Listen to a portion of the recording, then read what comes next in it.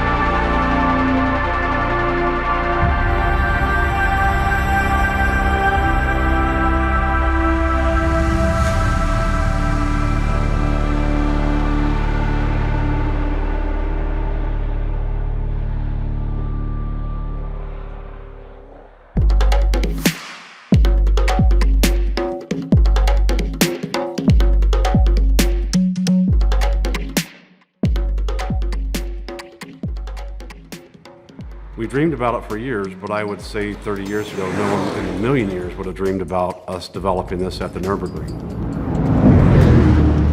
Being at the Nürburgring is the toughest test for a vehicle, period. And the reason for that is we have all sorts of events during one lap. So one lap of this, you're going to reach the top speed of the vehicle. You're going to reach maximum ladder acceleration and very high speeds. I think it's something like 15 corners on this track, your max lap acceleration at over 90 miles an hour. I know those 15, like 12 of them are over 120. You can't find that in North America.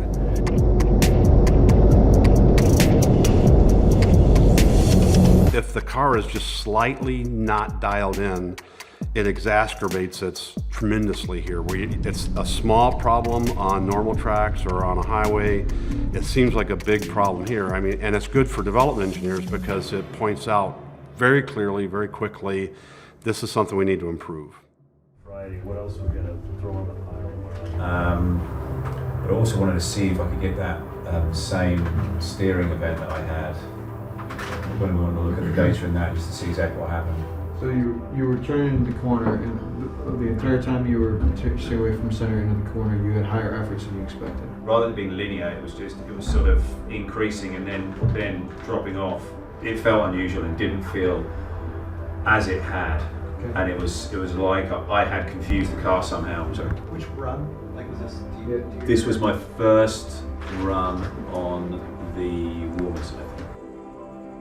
When you look at the group of guys who've come here, it's a great team of people who've all sort of coming together, and we've all got this one goal of getting that car better, getting it faster here on the racetrack at the Nürburgring. We bring it to the Nürburgring because it exercises everything from a track perspective, but we also take the cars on the Autobahn while we're here because we want it to be very comfortable at any speed on the Autobahn. We want it to be very comfortable on the kind of roads that you see in Europe. I was just saying, Brian, I did a Z51 versus the C8 here on the country roads. And so some of the roads that are windy and really quick, and I mean, I loved it on the track and everything yesterday, but that'll jump out at anybody that drives a car anywhere. You know, you don't have to be on Nürburgring. Yeah, we're quickly learning we don't have to look backwards anymore.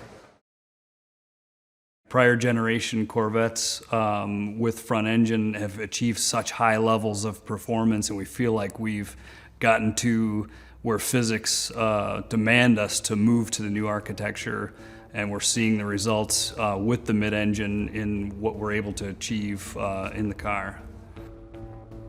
It behaves exactly like we wanted a mid-engine car to behave. It's just fundamentally different how it changes direction versus the front-wheel drive cars that we have.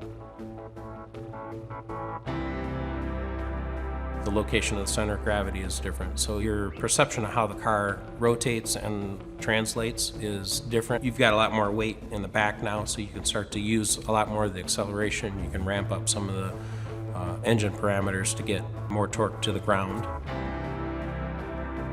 From mid-corner to corner exit, you're able to apply much more throttle than a front-engine Corvette, where the balance is 50-50 as opposed to 60-40. The way that this car gets off corners, how it accelerates when you get on the throttle and shift the load onto the rear, it's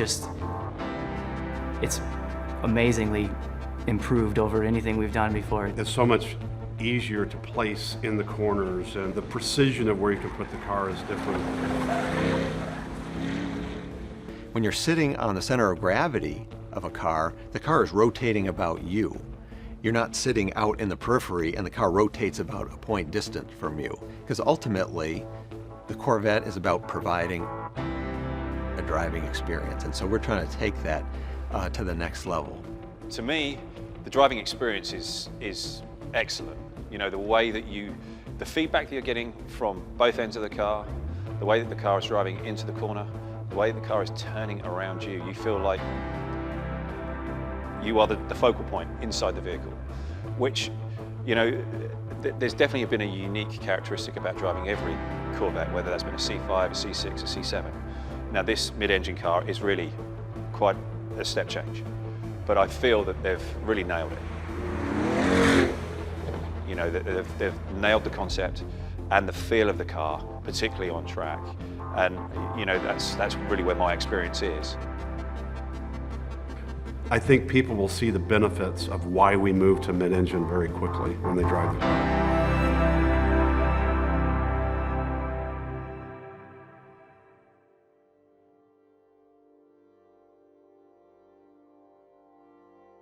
There's a lot more technology in the car than we've ever had in a Corvette.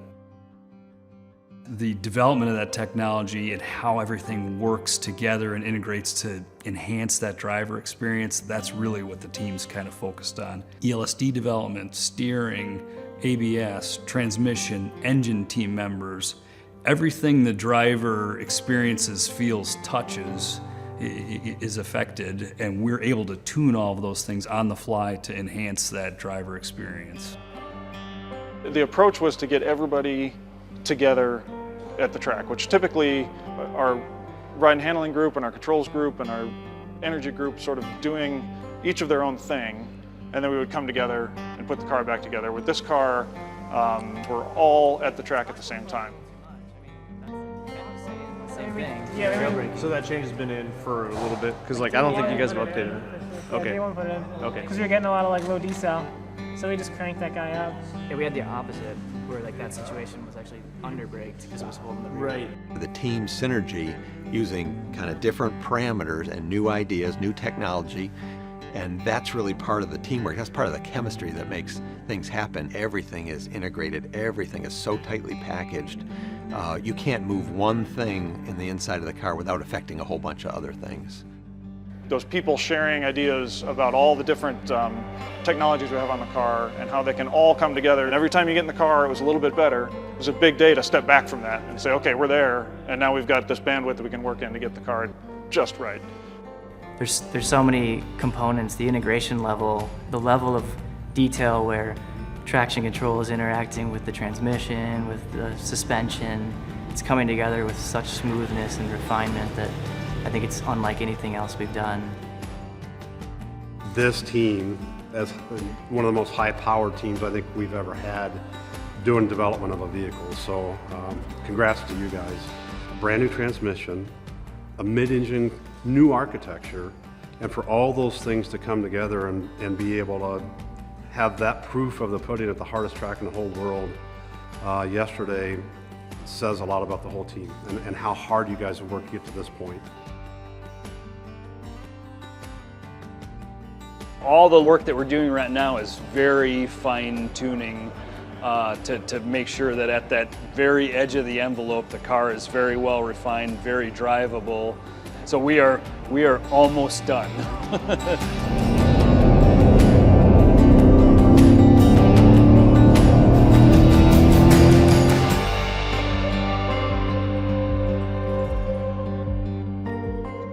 After the first few days here, it's kind of become clear to me that there's no question the C8 is going to be a revolutionary jump from the C7.